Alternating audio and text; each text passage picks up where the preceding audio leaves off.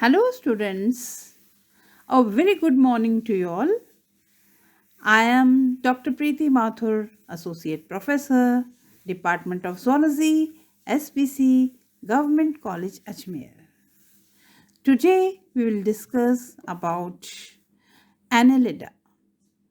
It is a phylum which is known as Annelida. And this is the third part of my lecture, which I will discuss with you today.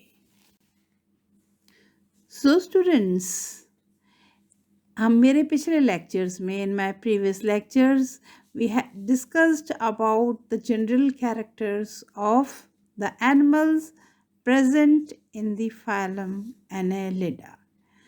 Annelida में जो जंतु पाए जाते हैं उनके उदाहरण हैं अर्थवॉर्म, लीचेस आदि आदि.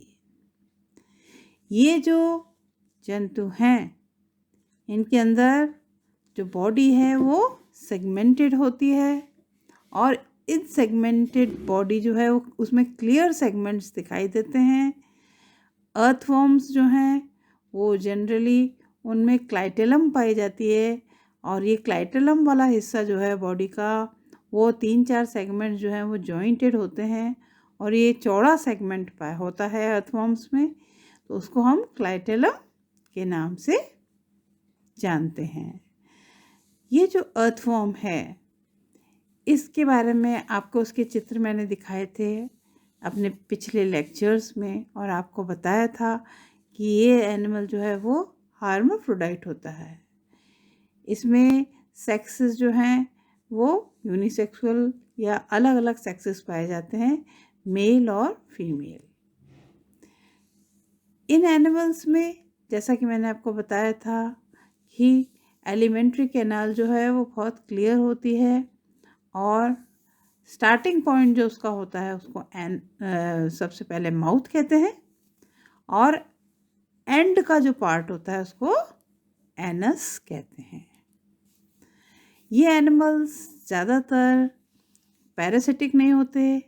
ये बाह्य वातावरण में या तो सॉइल में पाए जाते हैं या कभी कभी पानी में भी पाए जाते हैं. जैसे लीच वगैरह है ये पानी में भी पाई जाती हैं और अर्थवॉर्म्स हैं ये मिट्टी में पाए जाते हैं और ये मिट्टी को काफ़ी खाते हैं, वही इनका भोजन होता है और उसको वो छोटे छोटे पार्टिकल्स में और अपना सलाइवा ऐड करके उसको बहुत उपजाऊ बना देते हैं. तो स्टूडेंट्स, इस स्लाइड में आप देख रहे हैं कि बीच वाला जो पोर्शन है यहाँ पे नेफ्रीडियम्स थिन लूप दिखाई दे रहे हैं आपको. वो रीअब्जॉर्ब्स करते हैं कुछ सॉल्यूट्स को और relinquishes them to blood. Bladder like storage portion होता है इनका, वो रीजन ऑफ नेफ्रीडियम. उसके बाद फनल या coelomic fluid with waste enters here. नीचे जो लेबल किया हुआ उसको कहते हैं एक्सटर्नल पोर या fluid containing waste discharged here. Then there are blood vessels and then the body wall is shown in this diagram. So this is the diagram. It is the transverse section. Phylum Annelida में 3 classes पाई जाती हैं. पहली है ओलिगोचेटा जिसका उदाहरण है earthworm. दूसरी है पोलिकेटा, पोलिकेट मैराइन वर्म पाए जाते हैं इसमें. तीसरी है हिरुडीनिया, इस क्लास में लीचेस पाई जाती हैं, लीच. जो फ्री लिविंग एनिमल्स हैं इसमें वो अर्थवॉर्म और मैराइन वर्म्स होते हैं. अर्थवॉर्म मिट्टी में पाया जाता है और मैराइन वर्म्स जो हैं वो समुद्री जल में, खारे जल में पाए जाते हैं. इनमें से जो पैरासिटिक जो वर्म है वो होती है लीच. पैरासाइट क्यों कहा जाता है इसको? क्योंकि because it lives on the blood of the other living animal. इसलिए इस जीव को पैरासिटिक कहते हैं. ये अपना भोजन खुद नहीं प्रिपेयर करते हैं बल्कि एक दूसरे जीव के ऊपर निर्भर होते हैं अपने भोजन के लिए। So students, in this slide there is a good example of oligochaeta and earthworm, जिसको कि डाइसेक्ट करके खोल के पिनअप किया गया है। और इसमें आप देख रहे हैं कि किस तरह से ऑर्गन्स जो हैं वो अर्थवॉर्म के अंदर दिखाई दे रहे हैं।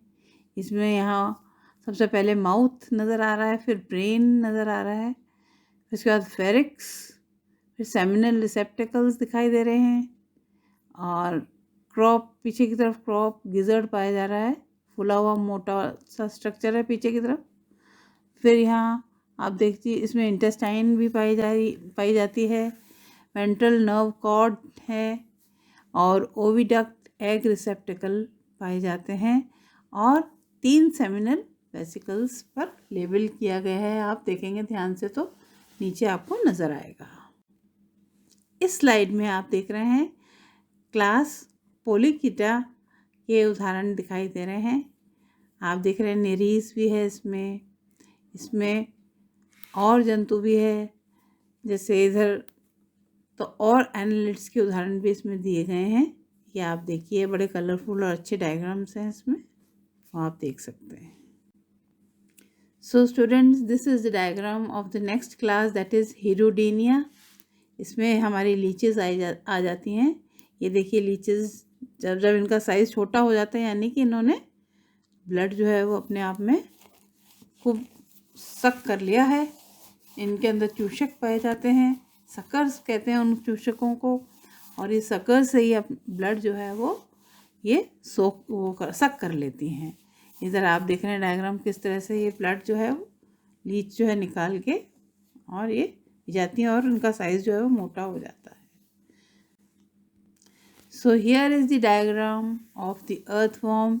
इसमें आप अर्थवॉर्म की एनाटॉमी देख रहे हैं, जिसमें कि क्लियरली माउथ नज़र आ रहा है आगे, फिर ये नेफ्रिडियाज नज़र आ रहे हैं इसमें पीछे की तरफ, सबसे आगे यहाँ पे ऊपर ब्रेन या गैंग्लिया मार्क किया हुआ है इस डायग्राम में। फिर उसके बाद फेरिक्स आ जाता है, वेंट्रल नर्व कॉर्ड दिखाई दे रहा है इसमें क्लियर, वेंट्रल ब्लड वेसल्स हैं उसके पास में, और ईसोफेगस है, ये लंबी सी जो है ये ईसोफेगस है।